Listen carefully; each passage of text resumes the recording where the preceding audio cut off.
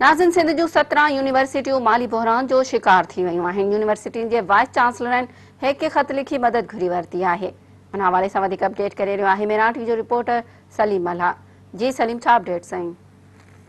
जी बिल्कुल, सिंध जूं 17 सरकारी यूनिवर्सिटी इंतहाई माली बहरान जो शिकार थी वयूं आहिनि। मदद जे लाइ HEC खे ख़त लिखियो वियो आहे। जिन यूनिवर्सिटियुनि माली मदद जे लाइ ख़त लिखियो आहे तिन में लम्स जो vice chancellor doctor Bhikharam university जे डॉक्टर सिद्दीक कलोड़ो, PMU जे डॉक्टर गुलशन मेमण, कायदेवाम यूनिवर्सिटी जे सलीम रज़ा समूह, IPS अखर जे मीर मोहम्मद शाह समेत ॿियनि यूनिवर्सिटियुनि जा वाइस चांसलर शामिल आहिनि। वज़ीर आला खे सूबाई बजट में फंड वधाइण जे लाइ चयो वियो आहे।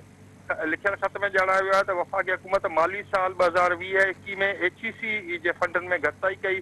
2021-22 जे माली साल में फंडनि में वाध कई वञे। अक्सर इन्हनि जेको ख़त में लिखियो आहे उन में हिननि जो चवणु आहे त अक्सर यूनिवर्सिटियुनि खे पघारूं ऐं पेंशन ॾियण में मुश्किलातूं पेश अची रहियूं आहिनि।